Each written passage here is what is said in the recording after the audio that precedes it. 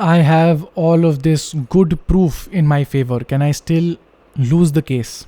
This was a question posed to me by a client, and I had to explain to him with a very, very heavy heart that his being a civil dispute, in comparison to, say, a criminal dispute, the chances of him winning or losing are all Ram Bharose. Why? Because in criminal jurisprudence, at least, even if you are represented by a bad lawyer, hardly any work is done. The onus is still on the prosecution to a great extent, and because of that, even if there are several mistakes made by your counsel, you can still get away with the consequences and you can be acquitted if you are truly innocent.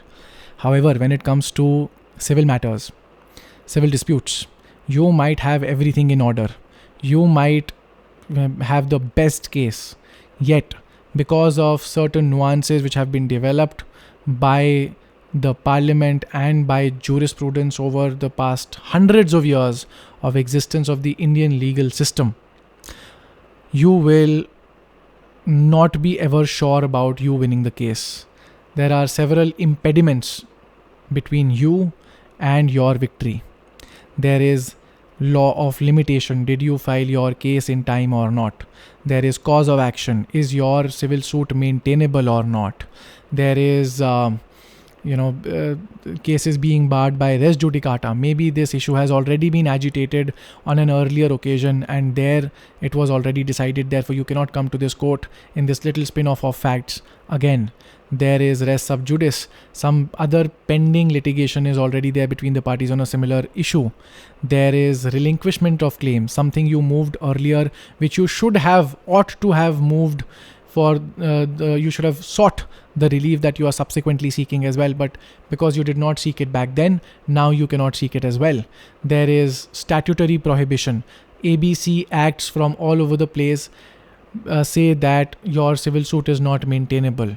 Then there is Registration Act. Some document that you are relying upon was not registered and it was mandated to be registered under the Registration Act. Same goes for the Stamp Act. The document is not stamped. The way the document was supposed to be proved by the principles laid down by the Evidence Act and as explained by the jurisprudence of the Indian courts on what is supposed to be proved in a particular way. There are your certificates, there are your certifications, there are your affirmations, then there is your cross-examination.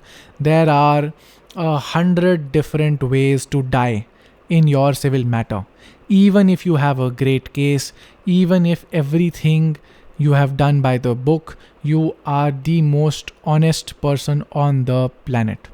Sounds very bleak, but this is a lesson that I have to remind myself as well on every occasion that I fight a civil dispute, that as good as the client's case may be, I have to try and keep understanding the finer nuances of everything around the case that is going on, so that I don't make a mistake that even a client with a good case suffers from because of the mistakes of his lawyer.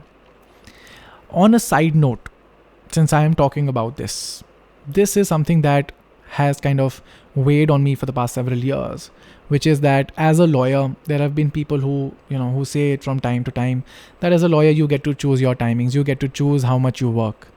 But the harsh reality, the truth of the matter is, when you're a lawyer, when you're an advocate, you're going to courts, especially when it comes to civil disputes, there are such small nuances that are present and which keep evolving every few days, because of which if you're not up to date with the jurisprudence, with the procedure, with the practice, with every damn little thing, you will face the consequences for your client, and that is not a good feeling.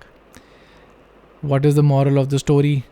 Try your best, but be stoic about the fact that you may win, which would be great, but you may also lose, especially when it comes to civil disputes.